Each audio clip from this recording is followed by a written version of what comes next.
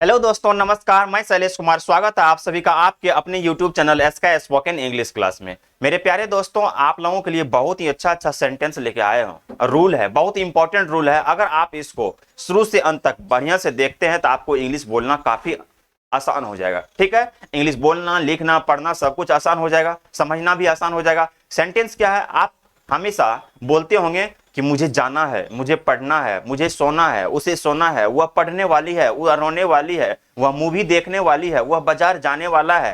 ठीक है, ये सेंटेंस। और कुछ कुछ ऐसा भी होता है जब किसी भी काम को करना आपका मजबूरी हो जाता है कि उसे यह काम करना पड़ता है, उसे पढ़ना पड़ता है, उसे सोना पड़ता है, उसे बाजार जाना पड़ता है। अगर इस सब टाइप का अगर कोई भी सेंटेंस है, अगर उसे आप बढ़िया से देखना चाहते हैं, सुनना चाहते हैं, इस वीडियो लेक्चर को शुरू से अंतिम तक देखिए आप। ठीक है, चलिए शुरू करते हैं। स्ट्रक्चर को देखिए, subject plus is oblique M oblique R plus to plus B one है। इसे इंग्लिश ग्रामर में इन्फिनेटिव बोला जाता है। लेकिन अभी आपको इंग्लिश बोलने के लिए, लिखने के लिए बताया जा रहा है। इंग्लिश ग्रामर का एक चैप्टर चलेगा, फाउंडेशन बैच, उसमें भी बताया जाएगा। अभी आपको समझना है यह किस लिए यूज किया जाता है। टू एक्सप्रेस प्लान, योजना को दर्शाने के लिए।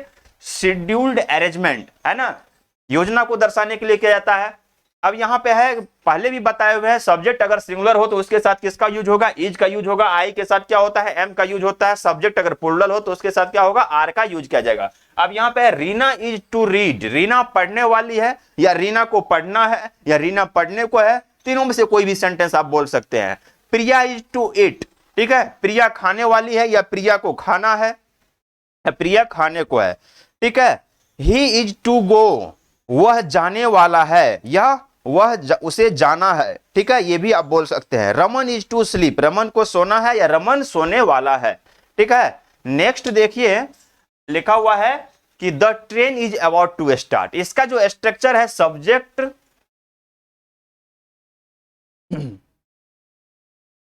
Subject plus is oblique M oblique R plus about plus to plus B one, है ना। आप सेंटेंस में बोलते होंगे हिंदी में कभी कि वह जाने ही वाला है, वह पढ़ने ही वाला है, वह सोने ही वाला है, वह मरने ही वाला था। होता है ना, कभी कभी आदमी हॉस्पिटल गया, उधर से आया, पूछता है पेशेंट का हाल चाल क्या है, बताता है अरे हम तो गए मिल के आए, लेकिन अब वह टिकने वाला नहीं है। जो धड़कन था बहुत स्लो हो गया है ना, एकदम सांस धीरे धीरे चल रहा है, अब वह मरने ही वाला है। अगर आप बोलते हैं कि वह मरने ही वाला है, कैसे बोला जाएगा उसे? He is about to die, वह मरने ही वाला है, वह जाने ही वाला है। He is about to go, train खुलने ही वाली है, train is about to start. ठीक है, अगर इस सब टाइप का कोई सेंटेंस बोलते हैं तो इस स्ट्रक्चर को आप जरूर फॉलो कीजिए। The train is about to start, train खुलने ही वाली है। He is about to die, वह मरने ही वाला है। ठीक है, he is about to meet you, वह तुमसे मिलने ही वाला है ना, यानी तुमसे मिलने के लिए वह बेचैन है पूरा, है ना, है ना, तुमसे मिलने के लिए बेचैन है। अब देखिए, subject plus has oblique have plus to plus B1, ये जो स्ट्रक्चर है यह किस चीज को दर्शाता है, इसे समझना है। जब आपको किसी काम को करना आपका मजबूरी हो जाए, विवशता हो जाए, तो इस सब टाइप का अगर कोई भी सेंटेंस आए जिसमें कि आपको उस काम को करना मजबूरी हो जाता है, तो उसे दर्शाने के लिए subject plus has oblique have plus to plus B one का यूज किया जाता है। आई के साथ हैव टू आएगा, है ना। सब्जेक्ट सिंगुलर रहे, हैज टू का यूज किया जाएगा। सब्जेक्ट प्लूरल रहे, हैव टू का यूज किया जाएगा। सब्जेक्ट सिंगुलर प्लूरल क्या होता है पिछले वीडियो लेक्चर में आप लोगों को बताए हुए हैं। यहां पे समझना है, कंपल्सन का मतलब ही होता है बाध्यता, मजबूरी, विवशता। ठीक है, अब यहां पे एक चीज क्या है कि आपको यह काम करना पड़ता है। जैसे आप बोलते होंगे मुझे बाजार जाना पड़ता है, मुझे अपने बच्चों को पढ़ाना पड़ता है, मुझे स्कूल जाना पड़ता है, मुझे कॉलेज जाना पड़ता है, क्योंकि आपका जाना वहां पे मजबूरी है। अगर इस सेंटेंस को बढ़िया से समझना चाहते हैं, इसे देखिए, अब यहां पे लिखा हुआ है आपको काम करना पड़ता है, क्या होगा? You have to work. यहां पे थोड़ा सा टाइपिंग में क्या हुआ है, जो प्लेस चेंज हो गया है, यू हैव टू वर्क जो लिखा हुआ है यहां पे होना चाहिए क्या? You have to work, you have to work, आपको काम करना पड़ता है। आई हैव टू गो, मुझे जाना पड़ता है, या मेरा जाना जरूरी है। आई हैव टू कुक, मुझे खाना बनाना पड़ता है, यानी आपका खाना बनाना वहां पे क्या है? मजबूरी है, नहीं तो भूखे रहिएगा, देगा कौन? They have to serve the country, उन लोगों को देश की सेवा करना पड़ता है। यानी समझना है आप लोगों को, किसी भी काम को करना अगर आपका मजबूरी हो जाए, है ना, तो उसे दर्शाने के लिए subject plus has to plus have to plus B one का यूज किया जाता है। Subject plus has to, have to, ठीक है, सब्जेक्ट के साथ हैज टू, उसके बाद ऑब्लिक दीजिएगा, हैव टू दीजिएगा, फिर प्लस V1, या ऐसे बोल सकते हैं subject plus has oblique have plus to plus V1।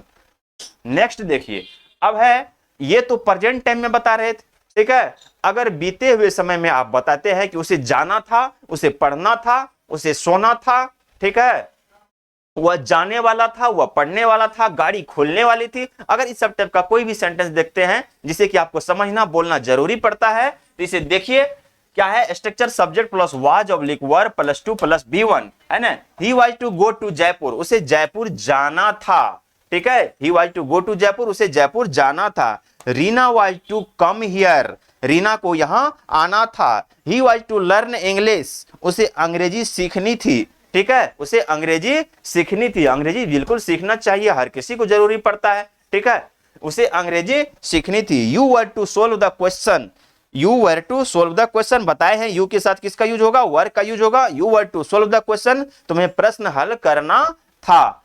अब क्या है, नेक्स्ट जो स्ट्रक्चर है क्या है, subject plus had plus to plus V1, ठीक है, लिखा हुआ है क्या, टू एक्सप्रेस पास्ट कंपल्सन, बीते हुए समय में अगर किसी भी काम को करना आपका मजबूरी था, बीते हुए समय में किसी भी काम को करना आपका मजबूरी था, तो उसे दर्शाने के लिए subject plus had plus to plus V1 का यूज किया जाता है। जैसे क्या होता है, कभी किसी आदमी को इलाज करने के लिए जमीन बेचना पड़ता था, अपने बच्चों को पढ़ाने के लिए बहुत सारा दूसरे से पैसा लेना पड़ता था, उसे कॉलेज जाना पड़ता था, उसे बाजार जाना पड़ता था, उसे शॉप पे जाना पड़ता था, है ना, उसे बारिश में पढ़ाई करना पड़ता था, ठीक है, तो बारिश में पढ़ाई करना पड़ता था। ध्यान देना है कि अगर बीते हुए समय में किसी भी काम को करना आपका मजबूरी हो जाता था, तो उसे दर्शाने के लिए subject plus had plus to plus V1 का यूज किया जाता है। इस स्ट्रक्चर को फॉलो कीजिए। She had to beg for money, उसे पैसों के लिए भीख मांगनी पड़ती थी, उसे पैसों के लिए भीख मांगनी पड़ती थी, क्योंकि जब तक पैसा आप दूसरे से मांगेगा नहीं तो क्या होगा,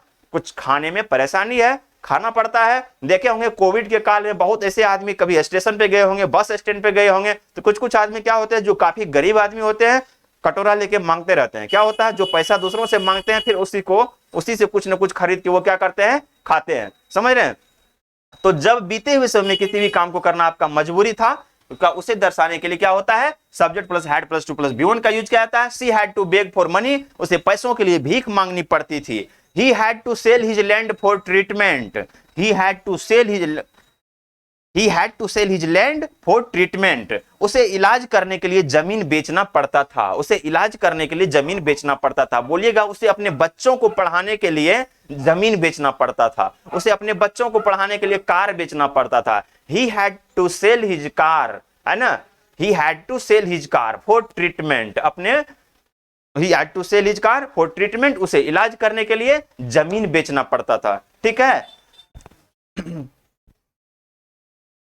He had to sell his land for treatment, उसे इलाज करने के लिए जमीन बेचना पड़ता था। बोलिएगा, he had to sell his car for treatment, उसे इलाज करने के लिए अपना कार बेचना पड़ता था। Rohan had to read English, Rohan को अंग्रेजी पढ़ना पड़ता था, यानी रोहन को अंग्रेजी पढ़ना पड़ता था। रोहन का अंग्रेजी पढ़ना क्या था, मजबूरी था, है ना, और अंग्रेजी पढ़ना पड़ता था। अंग्रेजी सीखना बहुत ही जरूरी है, ठीक है। आप इंडिया से बाहर जाइए या इंडिया में ही बहुत ऐसे स्टेट है, अगर वहां पे जाइए सिर्फ हिंदी बोलना चाहते हैं, वहां पे क्या है परेशानी। आप जैसे केरल चले जाइए, वेस्ट बंगाल जाइए, बंगाली है वहां पे लैंग्वेज, हिंदी बोलिएगा थोड़ा परेशानी हो, इंग्लिश बोलिए, पूरा एकदम वेस्ट बंगाल से घूम के आ जाइए, कहीं कोई परेशानी। बगल में नेपाल चले जाइए, अगर इंग्लिश जानते हैं आप, कहीं कोई परेशानी नहीं है, घूम के आ जाइए, नहीं तो नेपाली, है ना, समझने में क्या होगा, थोड़ा सा परेशानी होता है।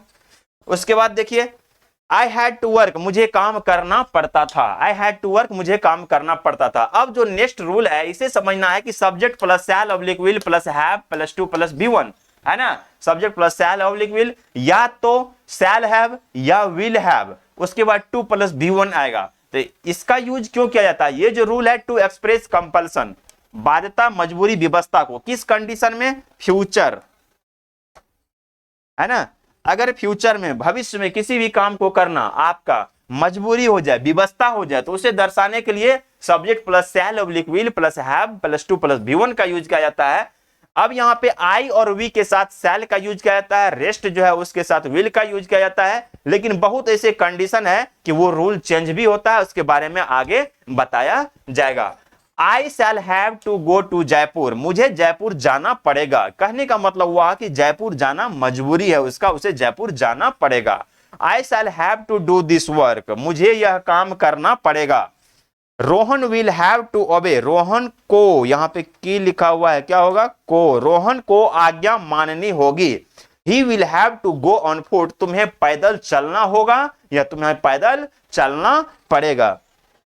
इस वीडियो लेक्चर को आप लोग बढ़िया से देखिएगा, लिखिएगा, समझिएगा, नोट्स बनाइएगा और अधिक से अधिक आदमी को शेयर कीजिएगा। जो भी पढ़ने वाला हो एकदम फ्री का ज्ञान है, कहीं कोई परेशानी नहीं है, ठीक है। एक मैक्सिमम आदमी को शेयर कीजिए, लाइक कीजिए। आप लाइक कीजिएगा थोड़ा मुझे भी खुशी मिलेगी और अधिक से अधिक शेयर कीजिए। Thank you for watching this video lecture. Thank you, bye.